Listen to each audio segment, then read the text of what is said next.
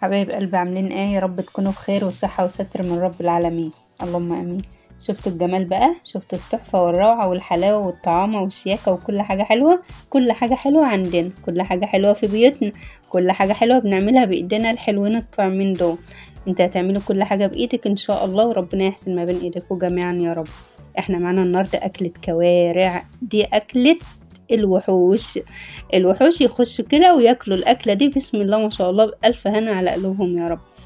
احنا نغسل الكوارع كويس جدا جدا جدا، علشان الكوارع دايما كل ما تغسليها وكل ما تديكي نتيجه في الطبيخ افضل، وتلاقي ريحتها جميله.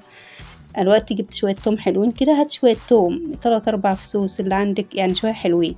هتغسلي الكوارع الاول مره واتنين وتلاته واربعه تحت الميه كده زي ما انا غسلاها وحطاها في الحوض هناك كده، وهتجيبي خل وتوم وملح وليمون وطماطم وتمسكي بقى الكارع وليمون، انا هجيب الليمون معاكم اهو. وهتمسكي الكارع بقى تدعكيه بالخل والملح والليمون والثوم ده، ولازم الخل والليمون، الخل والملح والليمون والثوم التلاتة دول اساسي لتنظيف الكارع عشان يبقى معاك ابيض وزي الدبلان كده.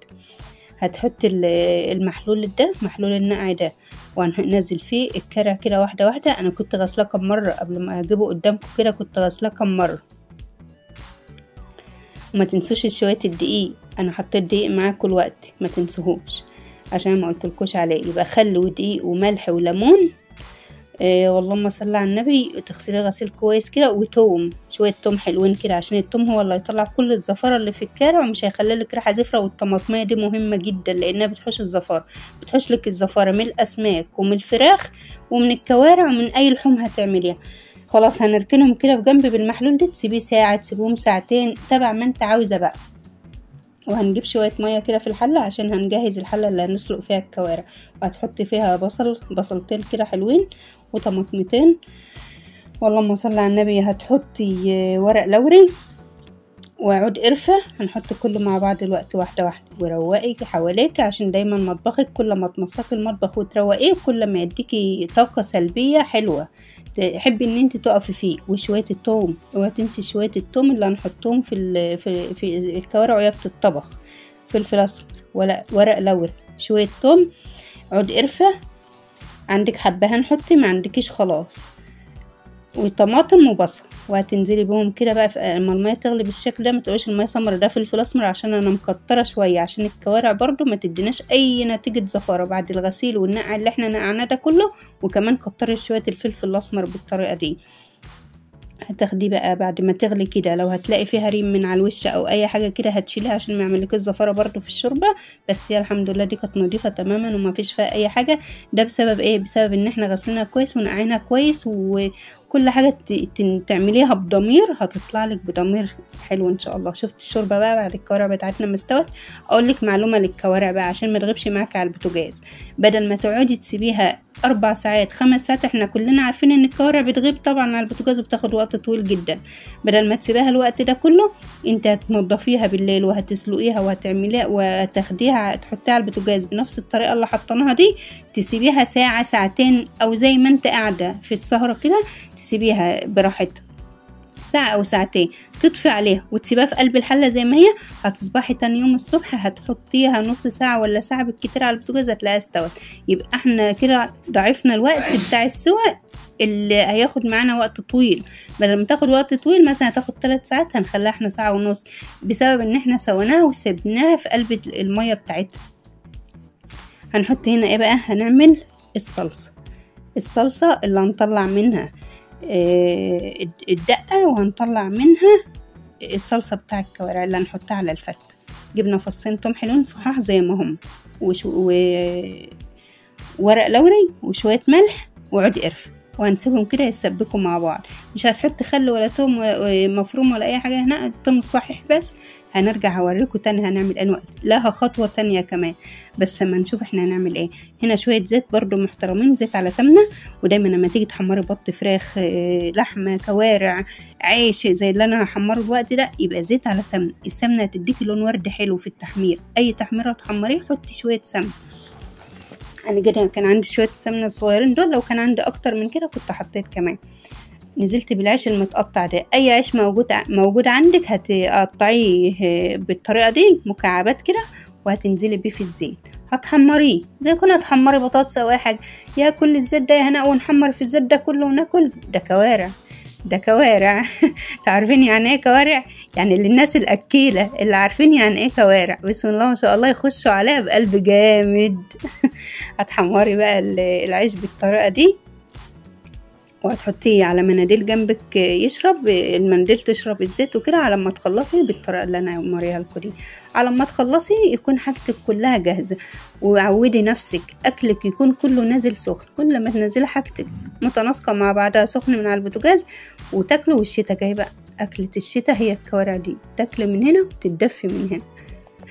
الف هنا وصحه على قلوبكم جميعا يا رب. حمرنا العيش وخلصناه، تعالوا بقى نخش على اللي بعده نشوف احنا هنعمل ايه. هنروح نشوف التقلية بتاعتنا. هي مسبكة الوقت نص تسبيك، بس احنا هنقلبها كده تقلبتين 3 عشان نطمئن وقلبنا يطمئن ان هي لا لازقة ولا فيها اي حاجة. بس الحمد لله يعني احنا عارفين وماشيين خطواتنا واحدة واحدة. هنحط الوقت ايه بقى في المرحلة دي؟ كزبرة، اساسي اساسي اساسي، كزبرة وكمون. لو ما عندكيش اي حاجة خالص يبقى هو الكزبرة والكمون اساسي، وفلفل اسمر، والقرنان الشطه دول سبايسي. لو انت عايزه ما تحطيش سبايسي ما تحطيش، بس انا كنت عايزاه يعني سبايسي شويه عشان تبقى حلو. وتمسكي القرنان الشطه دول، ما هماش خضر، هتشوهم على البوتاجاز. طب انت اي سبب شويته مع البوتاجاز بقى؟ سبب شويته مع البوتاجاز ان هي تديكي نكهه في الصلصه مش هتلاقيها في افخم المطاعم اللي هتروحي تاكلي فيها. وهنا الرز نزلنا بشوية زيت، حتة زبدة محترمة كده برضو، ورقتين لوري، شوية فلفل اسمر على الرز لوري وفلفل اسمر. ايوه، علشان نعمل شوية فتة محترمين. هي الفتة لازمها حباية الرز دي، ما تعملوش رز ابيض كده وخلاص. بهريه بالبهارات اللي عندك، وسقيه اللهم صل على النبي، طبسية حلوة كده من الشوربة بتاع الكوارع، عشان احنا عندنا كوارع بقى، اكلتنا كلها كوارع. وهتكملي بقية ميتك عادي خالص لرزك زي ما هو، تحطي ملحك بس، تبهري الرز بالفلفل الاسمر والورق اللوري وشوية كمون او كزبرة لو تحب. انا استكفيت بس بالفلفل الاسمر. تقليتنا اتسبكت وبقت زي العسل، بتقول يلا اللي يكن. شوفوا انا ضفت هنا كمان قرنين فلفل، يعني انا كنت شويه قرنين فلفل كمان وضفتهم عشان يزودوا له القيمه بتاع نكهه الطماطم. انا عايزه ريحه الشوي بتاع الفلفل ده والبتاع السبايس ده يبقى فيه، اللي هو الشطه السبايس. انا دلوقتي كنت بوريكم العيش، ان العيش ده ممكن تجيبيه مع كاتشب، مع اي حاجه، مع طحينه، مع اي حاجه عندك، وتغمسوه بالطريقه دي، بيبقى طعمه جميل جدا. جربي وقولي لي هو عامل ايه. الرز بتاعنا بقى مفلفل، حبايه جنب حبايه، نسيبه يستوي كمان شويه وسيبنا خلاص واشتغلنا من على النار. يعني نخش بقى نعمل ايه؟ فكروا كده. طب صلوا على الرسول عليه افضل الصلاه والسلام. شوفي احنا دلوقتي هنطلع الجمدان، هنطلع التحفه، هنطلع احلى حاجه من ايديكم. الكوارع استوت وبردت على جنب، وسيبناها كده تبرد براحتها خالص عشان نعرف نقطعها بالطريقة دي. وهننزلها لهم في الصلصة، وكمان هنقطعها لهم وندلعهم اخر دلع. ده انت مدلعهم او كمان هتقطعها لهم، ما تحمريها او نزلها في الصلصة زي ما هي. لا، انا عايزة اللي ياكل بمزاج. شفتوا الشكل، شفتوا الطريقة، شفتوا الجمال. الله على الحلاوة. عشاق بقى الكوارع يجوا هنا. انزلي بقى بالصوص الطماطم ده. على فكرة انا زودت الطماطم شوية مية علشان هي كانت تقيلة، فانا مش هحط الكوارع وهي تقيلة كده، هتبقى الصوص بتاعها تقيل، فانا خفيتها بكوبايتين مية. تعالي نعمل الطشة بقى، احلى طشة بقى. الطشة ديت هي اللي هتوديلك الكوارع في حتة تانية. كل خطوة في الكوارع هتوديها لك في طعم تاني خالص. معانا حتة زبدة محترمة، ولو عايزة تكتري عن كده كمان كتري. انا عشان الطبق بتاعي ما كانش فيه اكتر من كده فانا ما كترتش. معلقة توم كبيرة، ما تستخسريش في التوم والخل والكزبرة والكمون. اساسي اكلتنا توم وخل وكزبرة وكمون. او حطيت ربع كوباية خل، وحطيت ربع كوباية اللهم صل على النبي ليمون معصور، وحطيت الكزبره. شفتي النزله دي؟ اللهم صل على النبي، بألف هنا وصحه يا رب. وحطيت الكزبره، وحطيت فوقها معلقتين 3 صلصه كده علشان يزودوا لك القيمه شويه الغذائيه. هنجهز بقى فتتنا. بس قبل ما نجهز الفتة ديت هعمل لهم الطبق بتاعهم اللي هو الرز على اللحمة، لان عندي فريق ما بياكلش الفت. هنا حطيت العيش وحطيت عليه شوية شوربة عشان يطرى، وحطيته في جنب كده، وحطيت عليه معلقة الرز.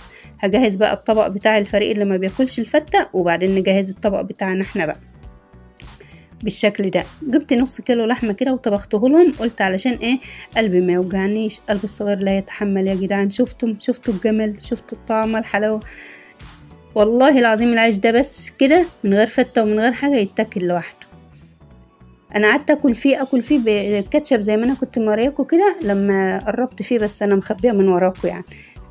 هنقلب بشويه عيش على شويه رز على شويه دقه من اللي احنا عاملينهم في وعايه كده، ونسيبهم يطروا شويه، وبعدين نحطهم كده ونحط فوقهم شويه الرز بالطريقه والجمال ده. وهننزل بقى، اوعى وشك اوعى وشك. شفتوا الحلاوه؟ في حلاوه احسن من كده، في طعمه كده. الناس بقى الاكيله يجوا هنا، كل اللي بيحب الفتة يجي هنا. ألف هنا وصحة على قلوبكم يا رب يا رب العالمين. ربنا يحسن ما بين قلوبكم ما بين ايديكم جميعا. شفتوا بقى شوية الدقة اللي كانت انا سايبهم في جنب دول، ولو اكتر من كده شوية يبقوا عسل. انا حطيتهم كده على وش الفتة عشان بيدوا طعم.